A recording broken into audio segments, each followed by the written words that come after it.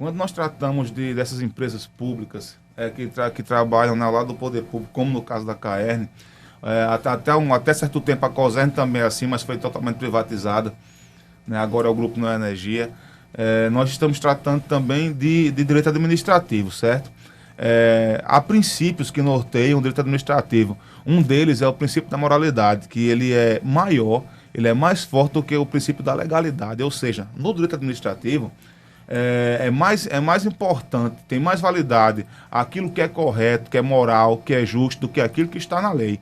Às vezes você pode ter uma norma que ela é legal, tem validade, tem vigência, eficácia, mas ela é imoral. Pode acontecer isso também com o ato administrativo. Então, existem resoluções, regulamentos que permitem, primeiro, o corte, né? E segundo, a cobrança das taxas, tanto de corte como de religação.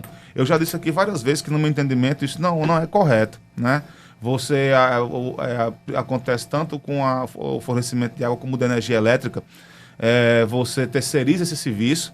Geralmente essas empresas, a Cosern e a Caerne, elas contratam empresas terceirizadas para fazer o serviço de corte, no fornecimento, de restabelecimento do serviço. E aquelas pessoas chegam na sua casa, fazem aquele corte.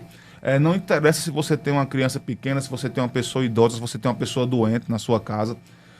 Eu acho que foge totalmente da moralidade. Embora seja legal, a lei permita, né, resoluções fundamentem esse corte.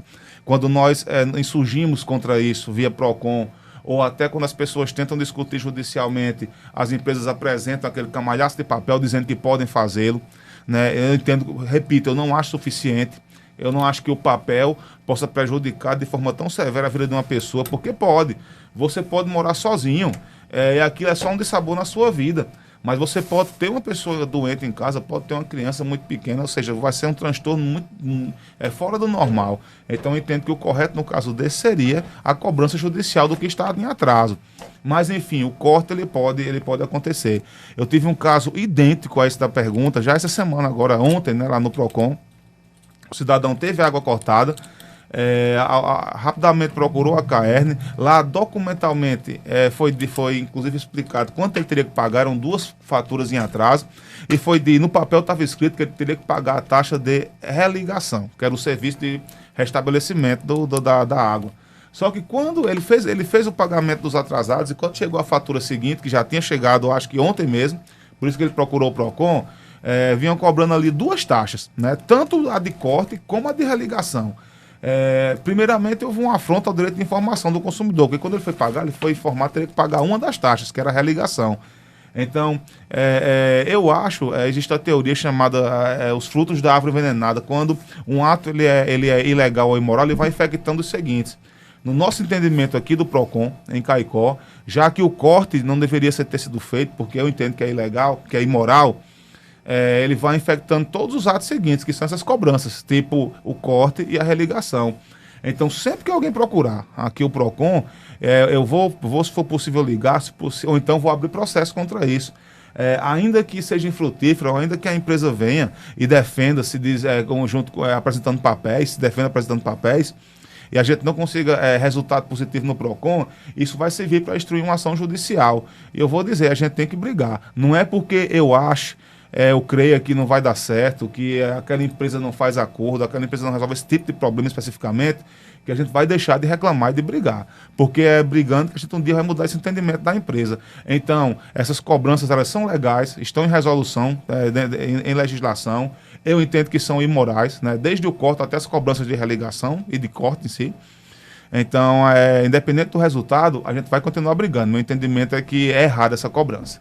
Agora, por exemplo, mas a empresa ela pode se negar a religar a sua água, a sua luz, caso você não queira pagar essa taxa? Marcos, é o seguinte, essa taxa ela é cobrada posteriormente, certo? Vem automaticamente na conta, então, né? Vem na conta futura, porque o primeiro que você paga é o que está em atraso. Você paga o que está em atraso e é feita a religação, né?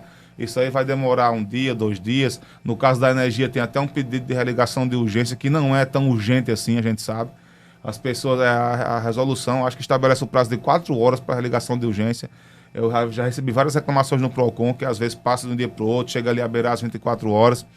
É bem mais caro, inclusive. Mas, enfim, aí você pagou o que estava em atraso, tem que ser restabelecido o serviço, até porque são serviços essenciais. É isso que, no meu entendimento, fundamenta a proibição do corte. São serviços essenciais. Igual o entendimento que o ser humano não pode viver sem isso, sem água e sem energia, certo? No mundo de hoje. Então, por isso que não pode haver o corte, no meu entendimento. Mas você paga o que está em atraso, aí vem essa cobrança na fatura seguinte. Pode ser água, pode ser energia. Se você não pagar a fatura seguinte, o que vai acontecer? Vai virar uma conta em atraso, um débito que no futuro pode gerar outro corte. Então, qual é a orientação? Não tome a atitude de apenas não pagar. Não tome a atitude de apenas não pagar. Antes de procurar ou o órgão administrativo, que é o PROCON, ou o Poder Judiciário, você procura a CAERN ou procura a COSERN e faz a reclamação. Você vai reclamar daquela cobrança. Olha, eu estou contestando essa cobrança aqui. Você vai receber um papel provando que você reclamou. Vão lhe dar alguns prazos para você... algum prazo para você ter uma resposta. Essa resposta não vai chegar. Até hoje eu não conheço um caso que tenha chegado essa resposta, pelo menos por escrito. O que acontece é que eles mandam a cobrança e no futuro vão cortar. Ou seja, o que você pediu foi indeferido e você sequer foi informado sobre isso. Certo? Então você vai fazer a reclamação. Depois de fazer a reclamação formalmente na CAERN ou COSERN, ter o papel comprovando isso, ou o número de protocolo, ou o número de atendimento, aí sim procura o PROCON e nós vamos reclamar da situação. A nossa ouvinte Silvana, ela está colocando a seguinte situação. Ela disse que a fatura do telefone celular dela chegou na sua residência atrasada, né? Dentro do prazo, quando ela recebeu já tinha passado o vencimento, acho que é mais ou menos isso. E para surpresa dela, a operadora colocou o nome dela no SPC, né? Nesse caso, ela deve recorrer a quem? À empresa ou aos Correios que atrasou a entrega da fatura? Marcos, isso é a confusão que acontece todo dia com muita gente, principalmente com a fatura do cartão de crédito.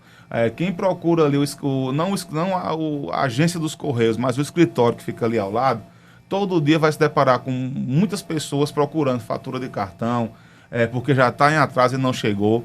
Né? Isso aí gera muito transtorno, gera muito problema. Eu já abri processo em relação a isso aqui em Caicó. A gente fica numa sinuca de bico, porque a empresa que manda aquela cobrança pode ser a operadora do cartão de crédito, pode ser a empresa de telefonia ou até outras. Sempre vai se defender dizendo que mandou dentro do prazo. Olha, aqui está a prova, no documento está provando o dia que nós postamos. Havia prazo suficiente, mas o Correio entrega depois. O Correio ele não se pronuncia.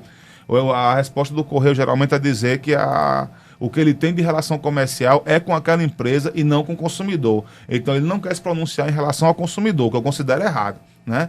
Porque o que importa é que o problema aconteceu. O que é que diz a lei? Que um problema desse, o resultado dele pode ser qualquer um, menos o consumidor ficar em prejuízo. Só que é exatamente o que não acontece. Porque no caso da consumidora da ouvinte, o nome dela foi para o SPC, certo? Foi para a lista de restrição ao crédito. Isso é o mais grave que pode acontecer. No mínimo, na fatura seguinte, aí havia multa, juros pelo atraso. Isso quando é cartão de crédito, dependendo do valor da fatura, são altíssimos os valores, certo? E esse dinheiro vai para alguém. Alguém está ganhando dinheiro do consumidor de forma criminosa, porque ele não tem nada a ver com isso. A obrigação do consumidor é receber aquela fatura e pagar. Só que ele recebe um dia depois, 2 dias depois, 3 dias depois, ele não pode ser prejudicado, não pode ser obrigado a pagar, não pode ter um nome anotado num cadastro de restrição ao crédito por uma culpa que não é dele, né? Que ele não pode assumir de forma nenhuma. Então é uma cobrança indevida. Para mim isso é um lucro fácil, né? Isso é um lucro fácil, para mim se comparar à locupletação.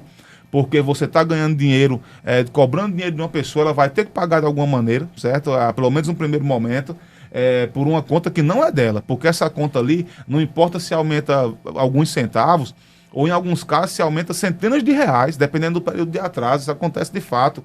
E a pessoa, às vezes, por medo, é obrigada a pagar, às vezes aquela fatura é cobrada em débito automático, ela não tem para onde correr. Então, no caso desse aí, relativamente à anotação do nome da consumidora, relativamente à cobrança de taxa de juros, ela pode estar procurando o PROCON e a gente vai reclamar disso. Vamos pedir para que o nome seja retirado, certo, Marcos? Desculpa, eu lhe atrapalhei. Qual o prazo para retirar o nome da restrição de crédito? Nesse caso, Marcos, vai depender realmente do agendamento de uma audiência, certo? Porque o prazo para retirada é de 5 dias depois que você paga aquela conta. Certo? Quando você paga o que está devendo, o prazo é de 5 dias.